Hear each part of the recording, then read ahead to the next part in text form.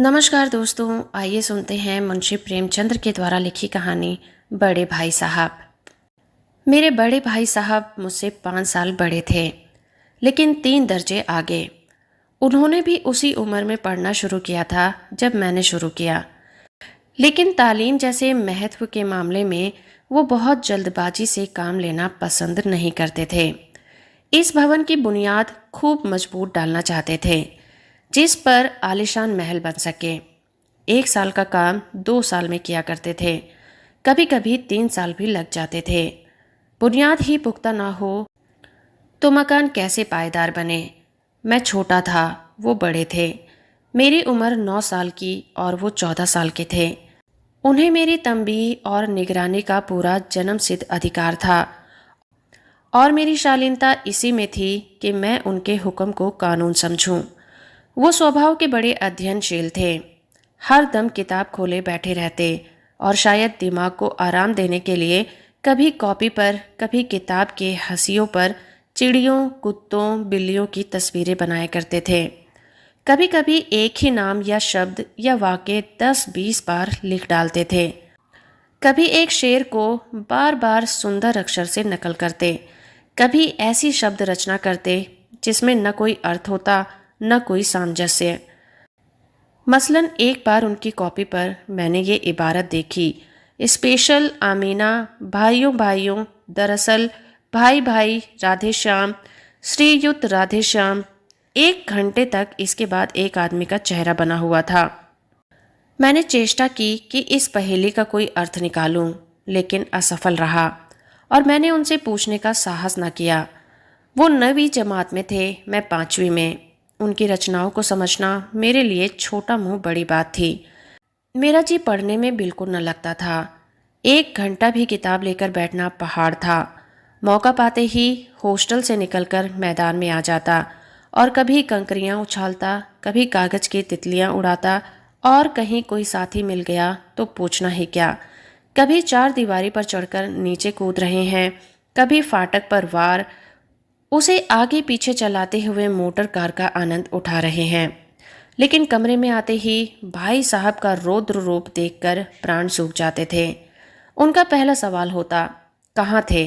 हमेशा यही सवाल इसी ध्वनि में पूछा जाता था, और इसका जवाब मेरे पास केवल मौन था। न जाने मुंह से ये बात क्यों न निकलती कि जरा बाहर खेल रहा था।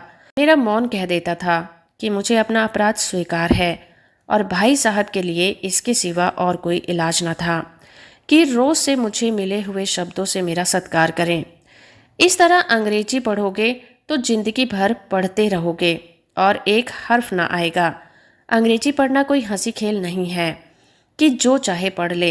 नहीं, ऐरा गैरा नत्थू खैरा भी अंग्रेजी के विद्वान हो जाते। यहाँ रात दिन आंखें फोड़नी पड़ती हैं और खून जलाना पड़ता है जब कहीं इस विद्या को पढ़ा जाता है। और आती ही क्या है, हाँ कहने को आ जाती है।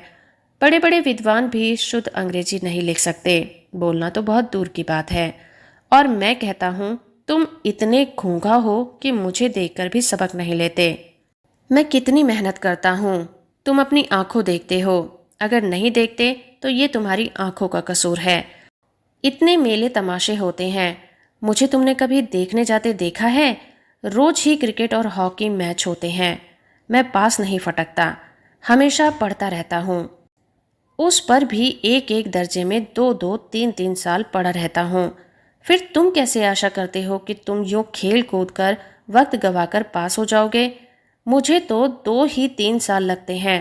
तुम उम्र भर इसी दर्जे में पड़े सड़ते रहोगे। अगर तुम्हें इस तरह उम्र गंवानी है तो बेहतर है घर चले जाओ और मज़े से गुल्ली डंडा खेलो। दादा की गाढ़ी कमाई के रुपए क्यों बर्बाद करते हो? मैं ये लताड़ सुनकर आंसू बहाने लगता। जवाब ही क्या था? अपराध तो मैंने किया, लताड़ कौन सहे। भाई साहब उपदेश की कला में निपुण थे। ऐसी ऐसी लगती बातें कहते, ऐसे ऐसे सूक्ति बाण चलाते कि मेरे जिगर के टुकड़े टुकड़े हो जाते और हिम्मत छूट जाती। इस तरह जान तोड़कर मेहनत करने की शक्ति मैं अपने में ना पाता था, और उस निराशा में जरा देर के लिए मैं सोचने लगता, क्यों ना घर चला जाऊं। जो काम मेरे बूते से बाहर है उसमें हाथ डालकर क्यों अपनी ज़िंदगी खराब करूं। मुझे अपना मूर्ख रहना मंजूर था, लेकिन उतनी मेहनत से मुझे तो चक्कर आ जाता था। लेकिन घंटे 2 घंटे बाद निराशा के बादल छट जाते और मैं इरादा करता कि आगे से खूब जी लगाकर पढ़ूंगा। चटपट एक टाइम टेबल बना डालता, बिना पहले से नक्शा बनाए, बिना किसी स्कीम तैयार किए काम कैसे शुरू किया जाए। टाइम टेबल में खेल कूद की मत बिल्कुल उड़ जाती। 6 बजे मुंह हाथ धोकर नाश्ता करके पढ़ने बैठ जाना। 6 से 8 तक अंग्रेजी, 8 से 9 तक हिसाब, 9 से 9:30 तक इतिहास, फिर स्कूल और भोजन, फिर भोजन और स्कूल। 3:30 बजे स्कूल से वापस होकर आधा घंटा आराम, 4 से 5 तक भूगोल, 5 से 6 तक ग्रामर, आधा घंटा हॉस्टल के सामने टहलना, 6:30 से 7 तक अंग्रेजी कंपोजिशन, फिर भोजन करके 8 से 9 तक अनुवाद, 9 से 10 तक हिंदी और 10 से 11 तक विविध विषय और फिर विश्राम। मगर टाइम टेबल बना लेना एक बात है और उस पर अमल करना दूसरी बात। पहले ही दिन से अपनी अवहेलना शुरू हो जाते। मैदान ही वो सुखद हरियाली, हवा के वो हल्के हल्के झोंके, फुटबॉल की उछल कूद, कबड्डी के वो दांव पेंच, वॉलीबॉल की वो तेजी और फुर्ती मुझे अज्ञात और अनिवार्य रूप से खींच ले जाती और वहां जाते ही मैं सब कुछ भूल जाता। वो जानलेवा टाइम टेबल, वो आंख फोड़ पुस्तकें, किसी की याद न रहती और फिर भाई साहब को नसीहत और फजीहत का अवसर मिल जाता। मैं उनके साये से भागता, उनकी आंखों से दूर रहने की चेष्टा करता, कमरे में इस तरह दबे पांव आता कि उन्हें खबर ना हो। उनकी नज़र मेरी ओर उठी और प्राण निकले। हमेशा सिर पर नंगी तलवार सी लटकती मालूम होती थी।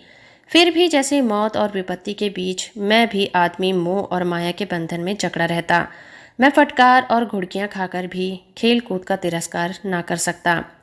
सालाना इम्तिहान हुआ, भाई साहब फेल हो गए।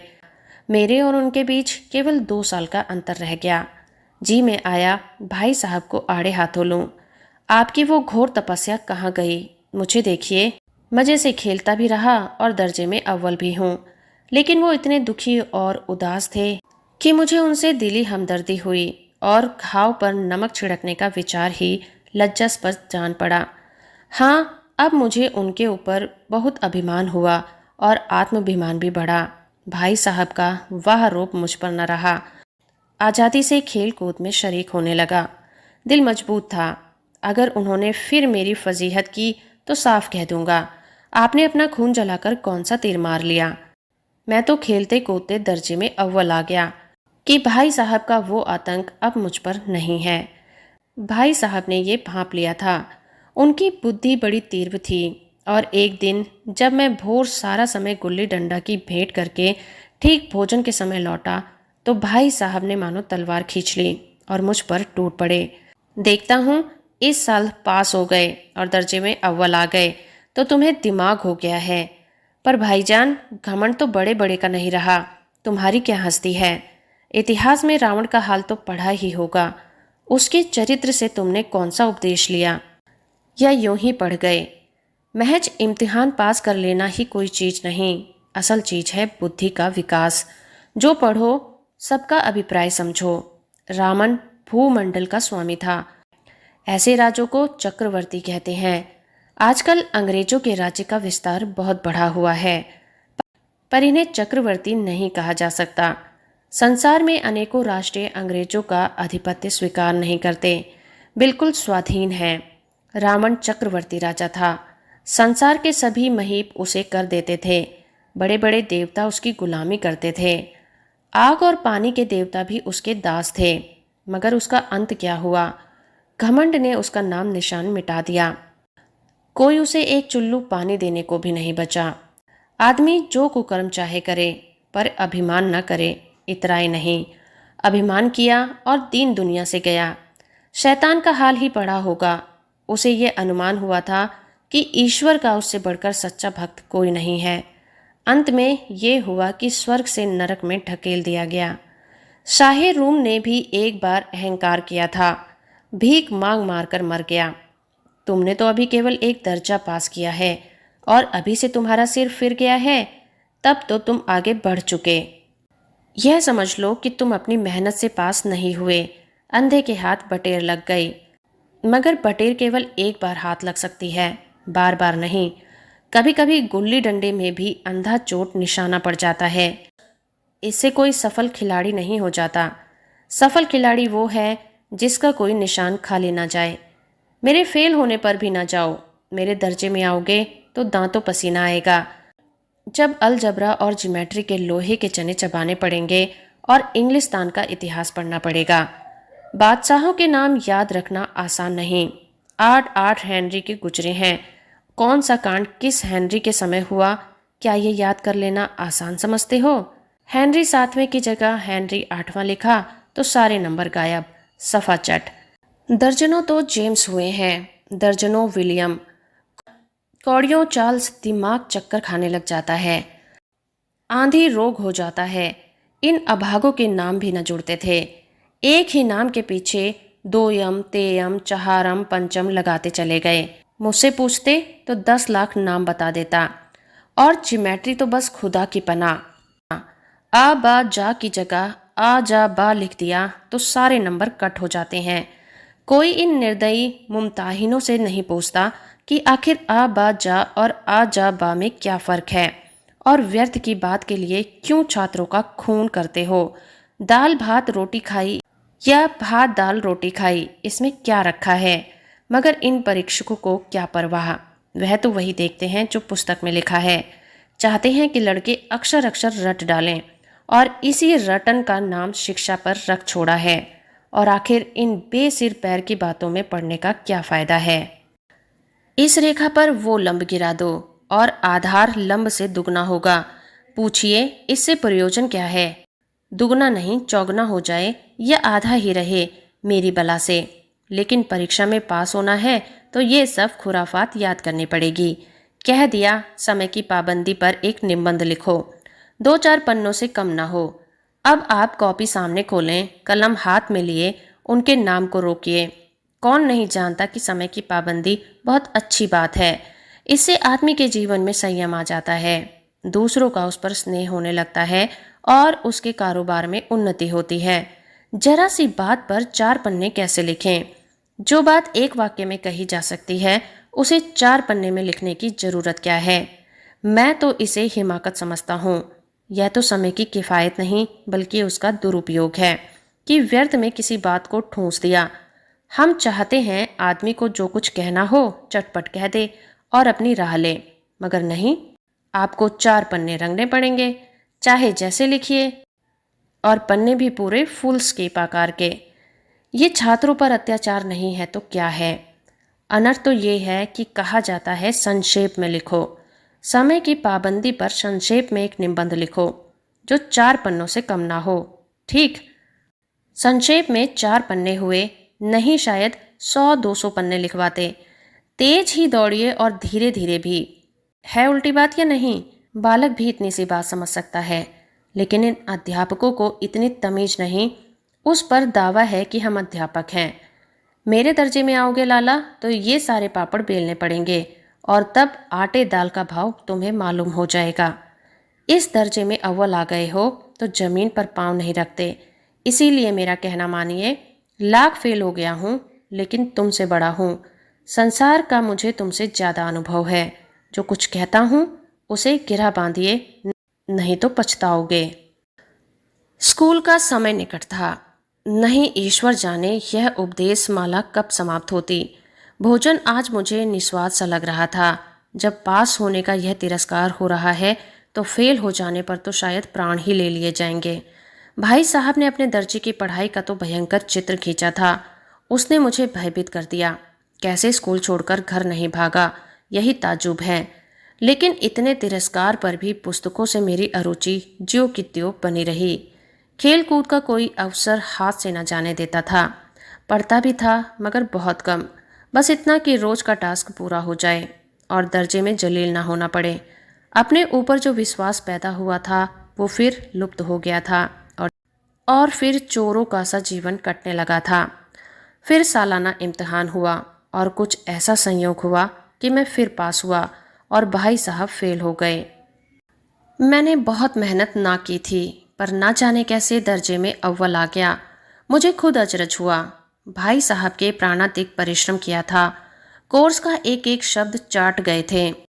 10 बजे रात तक इधर, 4 बजे भोर से उभर, 6 से 9:30 तक स्कूल जाने से पहले मुद्रा कांतिहीन हो गई थी, मगर बेचारे फेल हो गए।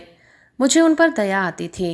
नतीजा सुनाया गया और वो रो पड़े और मैं भी रोने लगा। अपने पास होने वाली खुशी आधी हो गई। मैं भी फेल हो गया होता तो भाई साहब को इतना दुख ना होता, लेकिन विधि की बात कौन टाले। मेरे और मेरे भाई के बीच अब केवल 1 दर्जे का अंतर रह गया था। मेरे मन में एक कुटिल भावना उदय हुई कि कहीं भाई साहब 1 साल और फेल हो जाएं तो मैं उनके बराबर आ जाऊं। फिर वो किस आधार पर मेरी फजीहत कर सकेंगे। लेकिन मैंने इस कमीने विचार को दिल से बलपूर्वक निकाल डाला। आखिर वो मुझे मेरे हित के विचार से ही तो डांटते हैं। मुझे उस वक्त अप्रिय लगता है अवश्य, मगर ये शायद उनके उपदेशों का ही असर हो कि मैं दनादन पास होता जाता हूँ, और इतने अच्छे नंबर से। अब के भाई साहब बहुत कुछ नर्म पड़ गए थे। कई बार मुझे डांटने का अवसर पाकर भी उन्होंने धीरज से काम लिया। शायद अब वो खुद समझने लगे थे कि मुझे डांटने का अधिकार उन्हें नहीं रहा, या रहा तो बहुत कम। मेरी स्वच्छंदता भी बढ़ी। मैं उनकी सहिष्णुता का अनुचित लाभ उठाने लगा। मुझे कुछ ऐसी धारणा हुई कि मैं तो पास ही हो जाऊंगा, पढ़ूं या ना पढ़ूं, मेरी तकदीर बलवान है। इसलिए भाई साहब के डर से जो थोड़ा बहुत पढ़ लिया करता था वो भी बंद हुआ। मुझे कनकोए उड़ाने का नया शौक पैदा हो गया था, और अब सारा समय पतंगबाजी की ही भेंट हुआ करता था। फिर भी मैं भाई साहब का अदब करता था और उनकी नज़र बचाकर कनकोए उड़ाता था। मांझा देना, कन्ने बांधना, पतंग टूर्नामेंट की तैयारियां आदि समस्याएं अब गुप्त रूप से हल की जाती थी। भाई साहब को ये संदेह न करने देना चाहता था कि उनका सम्मान और लिहाज मेरी नज़रों से कम हो गया है। एक दिन संध्या के समय हॉस्टल से दूर मैं एक कनकोआ लूटने बातहासा दौड़ा जा रहा था। आंखें आसमान की ओर थी और मन उस आकाशगामी पथिक की ओर। मैं मंद गति से झूमता पतंग की ओर चला जा रहा था, मानो कोई आत्मा स्वर्ग से निकलकर विरक्त मन से नए संस्कार ग्रहण करने जा रही हो। बालकों की एक पूरी सेना लग्गे और झाड़दार बांस लिए उनका स्वागत करने को दौड़ी आ रही थी। किसी को अपने आगे पीछे की खबर ना थी। सभी मानो उस पतंग के साथ ही आकाश में उड़ रहे थे, जहां सब कुछ समतल है, न मोटरें हैं, न ट्राम, न गाड़ियां। सहसा भाई साहब से मेरी मुठभेड़ हो गई, जो शायद बाजार से लौट रहे थे। उन्होंने वहीं मेरा हाथ पकड़ लिया और उग्र भाव से बोले, इन बाजारी लौंडों के साथ धेले के कनकोए के लिए दौड़ते फिरते हो, शर्म नहीं आती? तुम्हें इसका कुछ भी लिहाज नहीं कि अब नीची जमात में नहीं हो, बल्कि 8वीं जमात में आ गए हो, और मुझसे केवल 1 दर्जा नीचे हो। आखिर आदमी को कुछ तो अपनी पोजीशन का ख्याल रखना चाहिए। एक जमाना था कि लोग 8वां दर्जा पास करके नायाब तहसीलदार हो जाते थे। मैं कितने ही मिडलीचियों को जानता हूँ जो आज अव्वल दर्जे के डिप्टी मिनिस्टर या सुपरिटेंडेंट हैं। कितने ही 8वीं जमात वाले हमारे लीडर और समाचार पत्रों के संपादक हैं।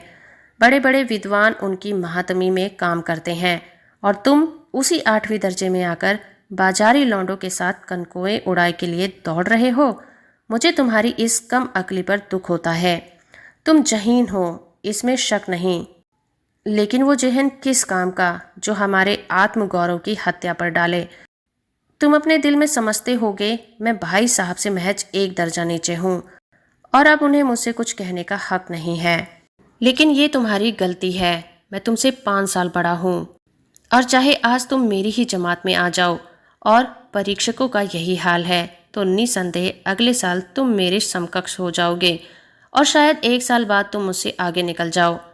लेकिन मुझ में और तुम में 5 साल का अंतर है। उसका तुम क्या करोगे? खुदा भी नहीं मिटा सकता। मैं तुमसे 5 साल बड़ा हूँ और हमेशा रहूँगा। मुझे दुनिया का और जिंदगी का तो तजर्बा है। तुम उसकी बराबरी कभी नहीं कर सकते, चाहे तुम MA, DPhil और D.Litt ही क्यों ना हो जाओ। समझ किताबें पढ़ने से नहीं आती। हमारी अम्मा ने कोई दर्जा पास नहीं किया, और दादा भी शायद 5वीं जमात में आगे नहीं गए। लेकिन हम दोनों चाहें सारी दुनिया की विद्या पढ़ लें, अम्मा और दादा को हमें समझाने और सुधारने का अधिकार हमेशा रहेगा। केवल इसीलिए नहीं कि वो हमारे जन्मदाता हैं, बल्कि इसलिए कि उन्हें दुनिया का हमसे ज़्यादा तजर्बा है और रहेगा भी। अमेरिका में किस तरह की राज्य व्यवस्था है और 8वें हेनरी ने कितने विवाह किए और आकाश में कितने नक्षत्र हैं, ये बातें चाहे उन्हें मालूम ना हो, लेकिन हजारों ऐसी बातें हैं जिनका ज्ञान उन्हें हमसे ज़्यादा है। दैव ना करें, आज मैं बीमार हो जाऊं तो तुम्हारे हाथ पांव फूल जाएंगे। दादा को तार देने के सिवा तुम्हें और कुछ न सूझेगा। लेकिन तुम्हारी जगह दादा हो तो किसी को तार न देंगे और घबराएंगे भी नहीं और ना ही बदहवास होंगे। पहले खुद मरज पहचान कर इलाज करेंगे, उसमें सफल न हुए तो किसी डॉक्टर को बुलाएंगे। बीमारी तो खैर बड़ी चीज़ है, हम तुम तो इतना ही जानते हैं कि महीने भर का महीने भर कैसे चले। जो कुछ दादा भेजते हैं उसे हम 20-22 तक खर्च कर डालते हैं और पैसे पैसे को महताज हो जाते हैं। नाश्ता बंद हो जाता है, धोबी और नाई से मुंह चुराने लगते हैं। लेकिन जितना आज हम और तुम खर्च कर रहे हैं उसके आधे में दादा ने अपनी उम्र का बड़ा भाग इज्जत और नेक नामी के साथ निभाया है और एक कुटुंब का पालन किया है जिसमें सब मिलकर 9 आदमी थे। अपने हेड मास्टर साहब की ओर देखो, एमए हैं कि नहीं, और यहाँ के एमए नहीं ऑक्सफोर्ड के 1000 रुपये पाते हैं। लेकिन उनके घर इंतजाम कौन करता है? उनकी बूढ़ी माँ। हेडमास्टर साहब की डिग्री यहाँ बेकार हो गई है। पहले खुद घर का इंतजाम करते थे, खर्च पूरा न पड़ता था, कर्जदार रहते थे।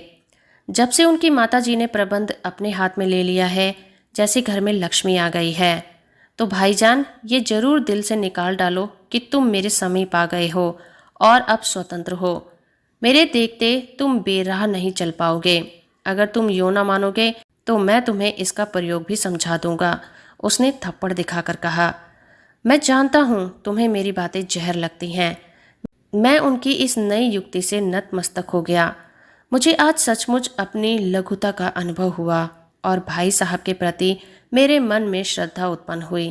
मैंने सजल आंखों से कहा, हरगिज नहीं, आप जो कुछ फरमा रहे हैं वो बिल्कुल सच है और आपको कहने का अधिकार है। भाई साहब ने मुझे गले लगा लिया और बाल कनकाए उड़ाने को मना कर दिया। मेरा जी भी ललचाता है, लेकिन क्या करूं? खुद बेराह चलूं तो तुम्हारी रक्षा कैसे करूं? ये कर्तव्य भी तो मेरे सिर पर है। संयोग उसी वक्त एक कटा हुआ कनकोवा हमारे ऊपर से गुजरा। उसकी डोर लटक रही थी। लड़कों का एक गोल पीछे पीछे दौड़ा चला आता था। भाई साहब लंबे हैं ही, उछलकर उसकी डोर पकड़ ली और बेतहासा होटल की तरफ दौड़े और मैं पीछे पीछे दौड़ रहा था। तो दोस्तों, अभी आप सुन रहे थे मुंशी प्रेमचंद्र के द्वारा लिखी कहानी बड़े भाई साहब। उम्मीद करती हूँ मेरा ये प्रयास और कहानी आपको पसंद आई होगी। अगर आपको हमारे चैनल की ये कहानियाँ अच्छी लगती हैं तो आप इन वीडियो को लाइक करिए और चैनल को सब्सक्राइब करिए। हो सके तो वीडियो को शेयर भी करिए। आपके कमेंट हमारा उत्साह बढ़ाते हैं, इसलिए कमेंट जरूर करिए। धन्यवाद।